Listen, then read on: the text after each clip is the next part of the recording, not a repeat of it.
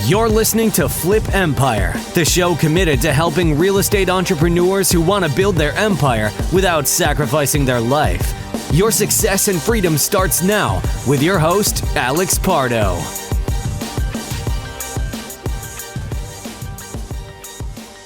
Welcome. My name's Alex Pardo. We're going to keep the show going. If you have checked out episode 535 and 537, you'll see that I've done something I haven't done too often, where I've taken clips. I was recently interviewed on my buddy Stratton Brown's Winning Move podcast, and had a pretty cool conversation with a lot of positive feedback I received. And so I wanted to go ahead and share with you something that I think is really, really important. Before I do that, I'm often asked, hey, what's the best skip tracing tool? Like, what servers are you using? And if you're not 100% familiar with skip tracing, maybe you've heard it. Skip tracing is nothing more than being able to get the phone number, the contact information for a certain homeowner. Let's say if you're targeting a particular area, let's say you have a list, you have addresses, you have names, and you want to get in contact with those people by phone or by text. Skip tracing is the best way to do that. Now, if you guys head over to flipempire.com/skip, that is one of the best services I know that I've used and continue to use to get quality information for homeowners. The data is so important in this business because you can spend as much money as you want on marketing, but if you don't have quality data that includes phone number, that includes addresses, then you're kind of throwing and flushing that money down the toilet. So flipempire.com/skip. Check it out. And on this particular episode, what you're about to hear is I was asked, how do you overcome so many failures? And most importantly, not just overcome it, how do you develop that winning mentality? That how do you have that mentality where you're going to persevere through any obstacle, through any challenge or adversity that you may be faced with? We all deal with adversity and obstacles and challenges. And so I think it's important to really just take inventory of how do you deal with adversity? How do you deal with challenges? What's your physical state? How's, as they would say, how are your mentals, right? Like, what's your mindset?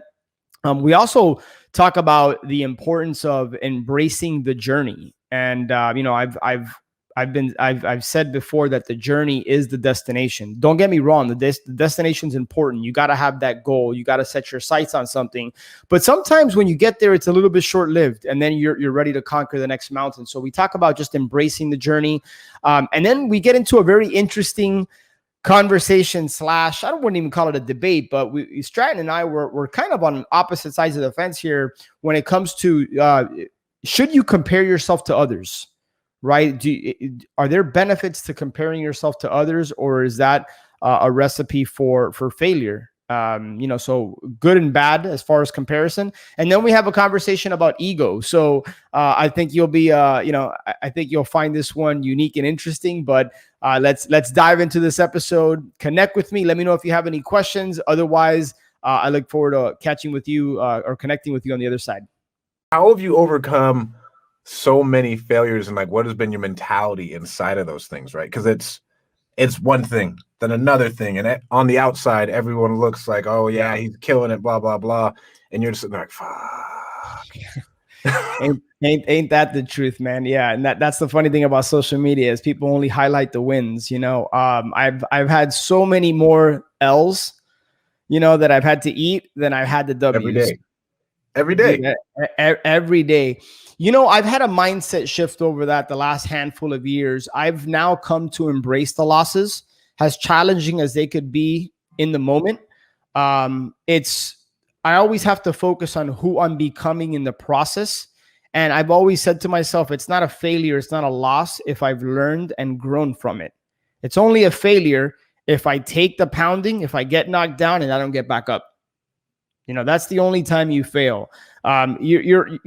Dude, last night, LeBron James just got knocked out of the playoffs for the first time in his career in the first round, and in his press conference, and whether you like LeBron James or not, and politics aside and all that stuff, but it was just about the mindset. In the press conference, he's like, we're going to get back at it, and we're going to come back better and stronger. So it's just about realizing that the The destination is the journey. It's not the other way around. The destination is very short-lived. You set a goal, you accomplish it, it feels good, it's temporary, but then that new car smell goes away. And now you're setting yourself on a different goal. But if you learn to enjoy the journey on your way to the destination, that's what it's all about. And that journey is going to have a bunch of landmines and pitfalls and roadblocks. And you're going to have some battle scars along the way, but that's how you grow. How'd you learn how to embrace the journey? Because the journey can be a goddamn shit show. Right? Yeah, man. So how did you learn to embrace it and make it fun and everything else? You can't see, but books, mentors, masterminds. In short, in summary, investing in yourself. You know, I like reading. I like reading books about people that have gone through the shit, like people that have just gone through so much that it makes your life feel like a fairy tale. And you're like, the challenges I'm dealing with is nothing. You know, talk to me about like, you know, I read stories of entrepreneurs that have lost their family members to accidents, like their family is no longer there, you know, overcoming cancer, like just, you know, overcoming sexual abuse, physical abuse, verbal abuse, like, man, things that like I think about my challenges and it just pales in comparison. And not that you should ever compare yourself or your situation to somebody else, but, you know, it's inspiring to think that if someone can overcome significant challenges like that, I can overcome anything I'm dealing with. It's just about mindset and it's about pushing forward. And I think comparing is still good. Okay. If you know who you're comparing yourself to, because it keeps you in check and it lets you know if you're slacking. That's interesting. How do I feel about comparing? For me, I don't like comparing. And this is fun. So we're on a podcast and there's no right or wrong. There's just different perspectives, right? And I want to hear your thoughts and I want you to elaborate as well. For me, I have found that maybe this is just me, right? And I'm not saying this is what you need to do. I have found comparison doesn't motivate me. It doesn't inspire me.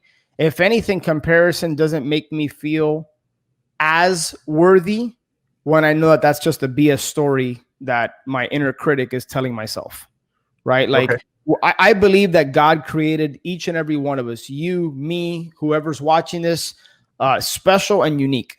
And that might sound like in the clouds to some people, but I truly believe each one of us were given unique talents and abilities. And I think you got to discover what that is and then tap into those things, multiply those talents.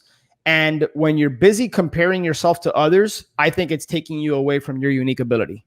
Because what others are accomplishing, to me, that may or may not be their unique ability, but that's them. And you should lift them up and encourage them and help them if possible. But sometimes I catch myself, even to this day, and I've gotten significantly better at it. But I remember years ago, I'd look on social media, and it would almost be like a competitive thing, but like not in a good way, not a good competitive, like, well, almost like I don't want to say envy or jealousy, but almost like, well, how can they accomplish that when XYZ, when I know I can, and you know what I mean? It's like I had to completely shift my mind that like, that's them. Like, let them do them, but do you. And that comes with having clarity about what you want and why you want it. So for me, I'm not a fan of comparison. I'm a fan of Let me tweak that. I'm a fan of comparison if you're comparing yourself to the best version of yourself. Ed Milet talks about Milet talks about one of the things that when he dies and goes to heaven, he wants to meet the best version of himself. And he wants the best version of himself to tell him, great job, you've arrived, or man, there was so much more you could have done. There was so much more you could have accomplished. There was so many more people you could have impacted. And so if you're going to compare yourself to the potential within you, that's one thing. And I'm good with that. I think that's healthy. But if you're going to compare yourself to others, for me, it doesn't work. I think it's both. I'm just too damn competitive. That's dude, former NFL stud, right? Former baller. So I get it, man. And I'm competitive too, man. I think that's the type A in a lot of entrepreneurs. I just get my competitive juices flowing in different ways. You know, I get my competitive juices flowing by others challenging me.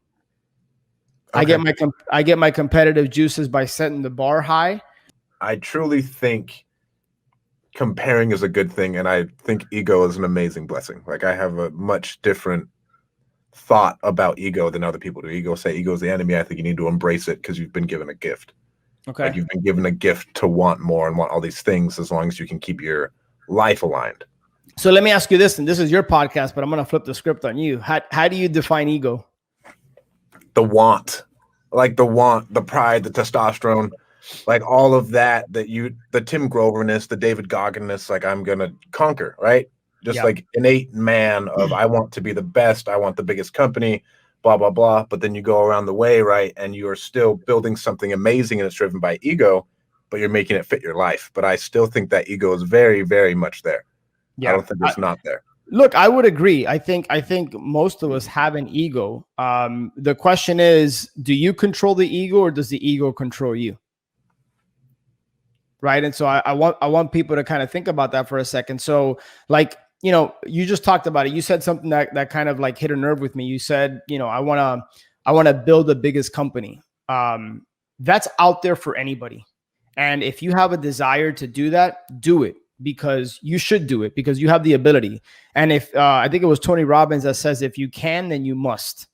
Just know why you're doing it, right? Are you doing it to feed your ego or is it much bigger than you? And I think that's what can ultimately determine happiness and success. I know so many people, Stratton, that I've talked to that are extremely wealthy by most people's standards, millions and millions and millions of dollars. And in fact, I had a conversation, I won't mention his name, not too long ago, who has a $40 million company. That's what his company's currently valued at.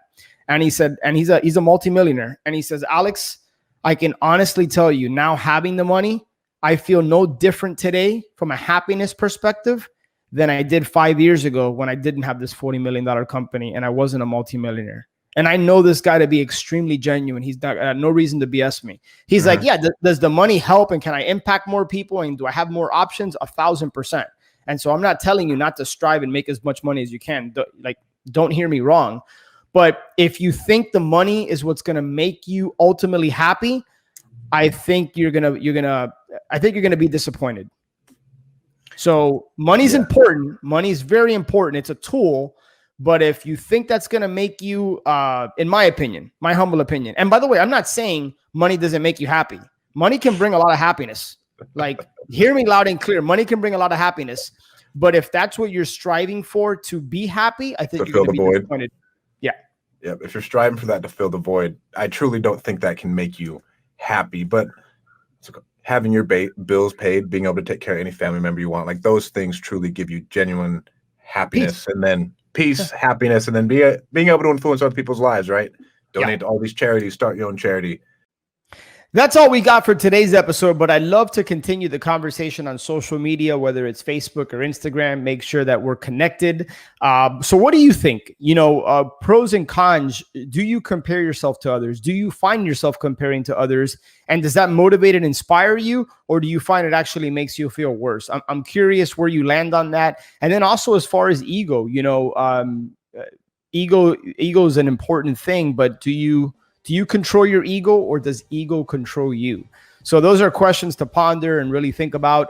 Again, if you want to take advantage of the ultimate skip tracing solution for real estate investors, flipempire.com/skip. Check it out. Great guys behind that company. It's a product and service I have used many times and really believe in. So the ultimate skip tracing solution for real estate investors, flipempire.com/skip. And as always, look forward to just touching base on the next episode. Make sure that you're tuned in and subscribed. Talk to you soon.